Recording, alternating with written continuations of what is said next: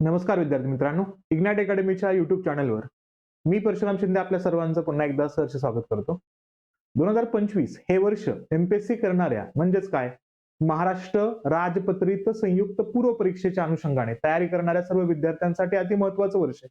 कारण याच्या अंतर्गत असणारी जी राज्यसेवा आहे, सिव्हिल सर्व्हिसेस, या अनुषंगाने डिस्क्रिप्टिव्ह पॅटर्न मधले असणारी ही पहिली एक्झाम आणि त्या पहिल्या एक्झाम मध्ये बऱ्याच विद्यार्थ्यांचा हा रोष होता की आवश्यक असणाऱ्या ज्या क्लास 1च्या पोस्ट आहेत का त्या राज्यसेवेच्या अंतर्गत दिल्या नाहीये आणि त्या असणाऱ्या रोषाला आता एमपीएससीनं एक फुल स्टॉप दिलेला आहे. आणि त्या अंतर्गत काय केलं आता एमपीएससीनं, तर आजच्याच दिवशी 8 जानेवारीला एक नवीन नोटिफिकेशन दिले आणि 2025च्याच ऍड मध्ये जागा वाढवलेल्या आहेत आणि महत्वपूर्ण असणाऱ्या पोस्ट याच्यामध्ये आपल्याला ऍड होताना दिसत आहेत. काय आता नोटिफिकेशन दिले आपल्या एमपीएससीनं? एमपीएससी काय म्हणतोय, महाराष्ट्र राजपत्रित नागरी सेवा संयुक्त पूर्व परीक्षा 2025 ज्यांची मेन्स आता 29 मार्च पासून स्टार्ट होते, त्या अनुषंगाने लक्षात घ्यायचं की या विद्यार्थ्यांसाठी एक सुवर्ण संधी आहे आपल्या असणाऱ्या मेन्सच्या अभ्यासाला अजून जास्त गती देण्यासाठी. मग आता काय होणार या ठिकाणी, तर 9 नोव्हेंबर 2025 ला आयोजित महाराष्ट्राचा असणारा जो काही राजपत्रित नागरी सेवा संयुक्त पूर्व परीक्षेचा असणारी जी काही जाहिरात दिली होती ना, ती 18 मार्च 2025 ला या ठिकाणी जाहिरात दिली होती. आणि त्या जाहिरातीमध्ये सांगितलं होतं की मागणी पत्रांच्या अनुषंगाने किती 385 असणाऱ्या जागांचा उल्लेख त्याच्यामध्ये करण्यात आला होता. आता त्या 385 जागा आत्ता झाल्यात किती, तर आत्ता या ठिकाणी जागा वाढलेत 601 जागा या ठिकाणी झालेल्या आहेत. म्हणजे इथं जागा वाढलेल्या आहेत. मग जागा कोणकोणत्या वाढलेल्या आहेत आणि हे लक्षात घ्यायचं क्लिअरली, हे 2025च्याच ऍड साठी आहे. नवीन ऍड मध्ये जागा ऑलरेडी खूप कमी आहेत.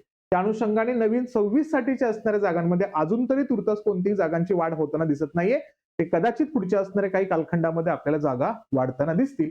पण सध्या हे असणारी जी काही शुद्ध पत्रिका आहे का, शुद्ध पत्रिका ही फक्त 2025 साठी दिलेली आहे, हे लक्षात घ्यायचं. मग याच्यामध्ये राज्यसेवेच्या असणाऱ्या एकूण पदांची संख्या जर बघितली तर 150 झालेली आहे. आणि याच्यामध्ये पाहिलं तर पोलीस उपअधीक्षक, सहाय्यक पोलीस आयुक्त, निशस्त्र गट अ च्या अंतर्गत 4 पदे या ठिकाणी वाढताना दिसत आहेत. आणि त्याच्यामध्ये पाहिलं या ठिकाणी सामाजिक व शैक्षणिक मागासवर्गासाठी 1, इथं एकूण आरक्षित पदांचा उल्लेख 2, इतर मागासवर्गांसाठी 1 आहे आणि अराखीव पदे असे 2 आहे. टोटल 4 पदे आहेत. कुठली?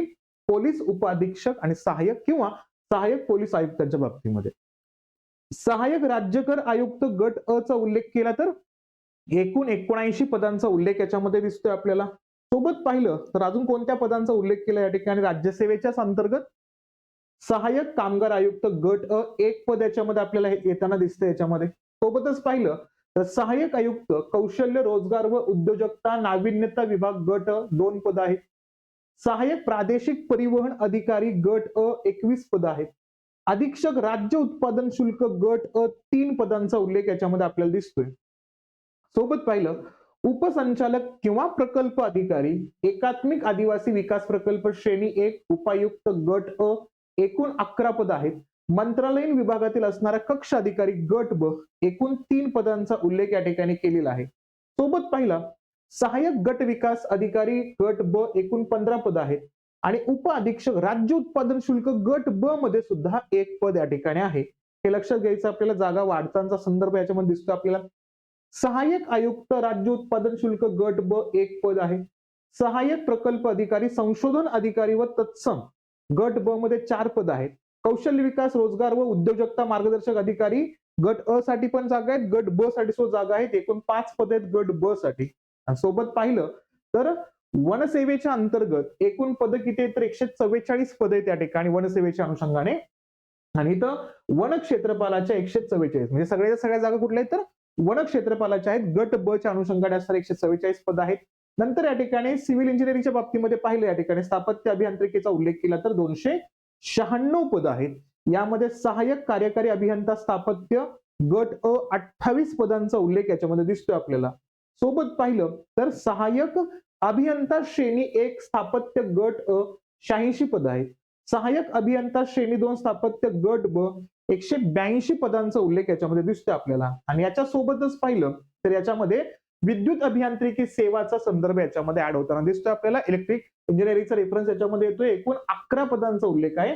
ते सगळे उल्लेख केला तर सार्वजनिक बांधकाम विभागाशी संबंधित आहे. सहाय्यक अभियंता श्रेणी 2 विद्युत गट ब 11 पदांचा उल्लेख या ठिकाणी आहे. मग या स्पेसिफिक विद्यार्थ्यांसाठी सुद्धा नोटिफिकेशनच्या अनुषंगाने त्यांच्या प्रोफाईलमध्ये जाऊन काही चेंजेस करायचे. काय चेंजेस करायचे ते पण आपण बघूया. चेंजेस काय करायचे फक्त, कारण ऑलरेडी फॉर्म तर भरलेला आहे. फक्त कोणासाठी उल्लेख केला या ठिकाणी, तर महाराष्ट्र नागरी सेवा राजपत्रित पूर्व परीक्षा 2025 करिता यापूर्वी अर्ज सादर केलेले व शैक्षणिक अर्हतेनुसार महाराष्ट्र विद्युत अभियांत्रिकी सेवेकरिता देखील पात्र आहे अशा उमेदवारांनी सदर सेवेचा विकल्प सादर करण्यासाठी आयोगाच्या ऑनलाईन अर्ज प्रणालीमध्ये उमेदवारांच्या प्रोफाईलमधील माय अकाउंट सदराखाली प्रस्तुत परीक्षेच्या जाहिरातीसमोर, म्हणजे याच जाहिरातीसमोर तुम्हाला या ठिकाणी काय केलंय, तर इथं उपलब्ध करून देण्यात आलेल्या व्ह्यू बटनावर जायचे. त्यानंतर रिचेक एलिजिबिलिटी चेक करायचे तुम्हाला क्लिक करून.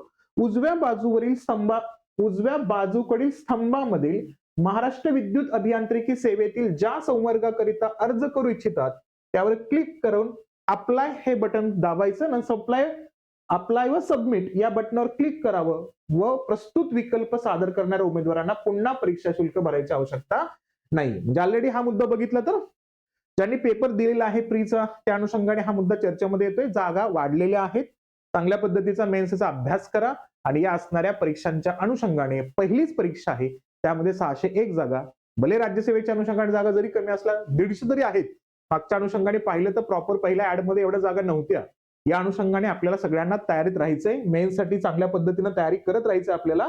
आणि त्या अनुषंगाने आपल्या असणार इग्नाइटच्या प्लॅटफॉर्मवरती आपण युपीएससी एमपीएससीची integrated batch pre mains interview साठी अवेलेबल आहे. तुमचा एक्सटेन्सिव्ह कव्हरेज होणार सगळ्या सिलेबसचं, आणि तुम्हाला इंटिग्रेटेड प्रिलिम्स आणि मेन्स प्रिपरेशन त्या ठिकाणी एकत्र पद्धतीने केलं जाणार आहे. डेली आन्सर रायटिंगची प्रॅक्टिस त्याच्यामध्ये असणारे, डाऊट्स क्लिअरिंग असतील किंवा करंटचे असणारे जे काही अपडेट मॉड्यूल्स असतील त्याच्यामध्ये तुम्हाला मिळून जातील. डेली आन्सर रायटिंग असेल.